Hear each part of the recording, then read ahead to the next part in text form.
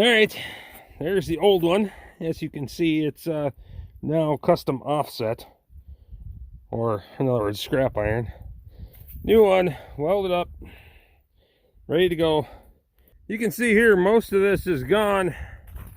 A few sticks over there, a few right there I'm going to save for our project because those are nice and straight. So stay tuned for that.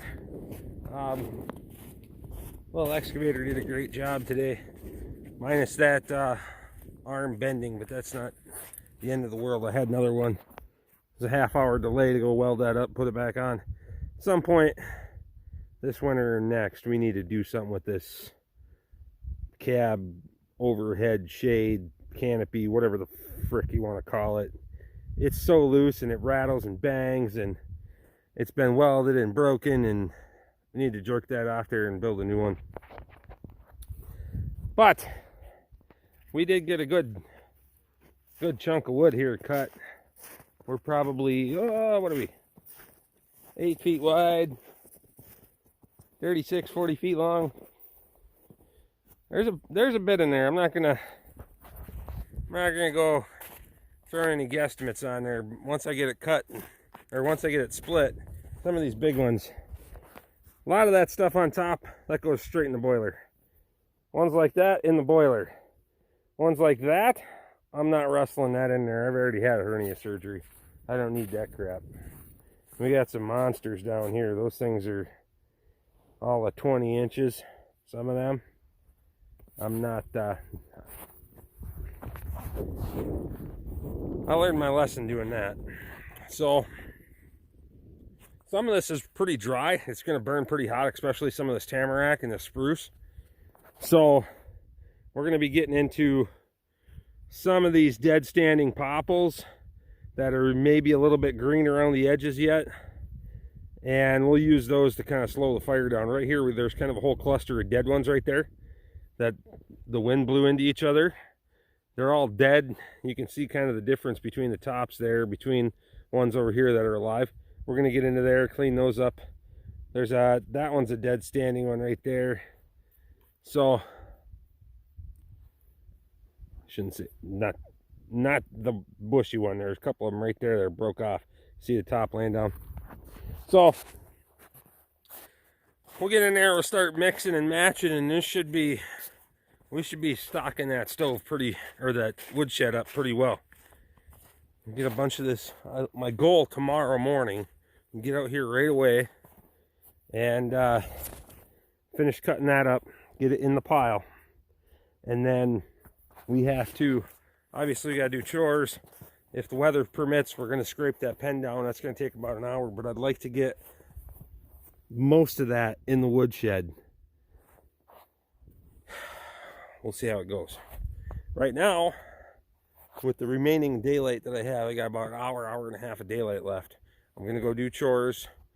I like to do chores on the weekends in the light when I can, because I get to check out the cattle real close, make sure nobody's got any sores, cuts, anything like that, because that happens. So you got to keep an eye out for it, and it's a lot easier to check them out in the daylight than it is in the dark. I'm just starting to load the woodshed now. And we're going to get a bunch of wood stacked in here yet tonight and see how this goes. On the way back with load number 4. As you can see on the windshield here, it's starting to rain on me. We don't need to be knocking into any door jams here. And there we go. Bloop. Right up. Bloop. Pull it right in, works nice. I can literally just grab right there, stack, just turn around, bang, bang, bang, bang, goes real quick. I don't have the overhead height right now to be able to raise that loader up and dump in here anyway. I could put a little bit of a pile in here, but just make more of a mess. It's easier to just grab it out of the bucket and just stack it right there.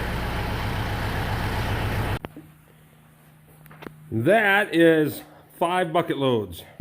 There's the guard dog with me every step of the way. So here she got to sniff through the pile, make sure there's nothing in there or something. I don't know what her deal is. She goes where I go. Now watch, she'll wait for me. Look. Look at her. She's like, you coming or what? Yeah, I'm coming. Sometimes you just gotta test her a little bit. See if she's still paying attention. I think sometimes she's testing me a little bit, but that's okay. She's probably smarter than I am anyway. Alright.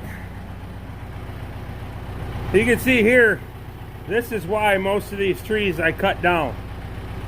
This right here. Almost every one of these has ants in it.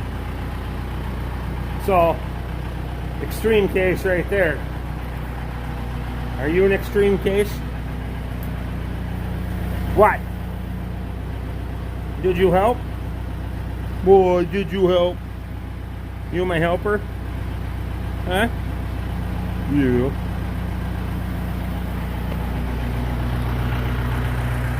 So, I can either utilize those trees or they're going to die either way. Now granted, this goes twofold. All these came off this property.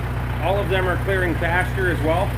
So we're taking all the trees out there. We're going to get into an area this winter where we're going to do a little selective cutting and thinning, and we'll take you through that process too.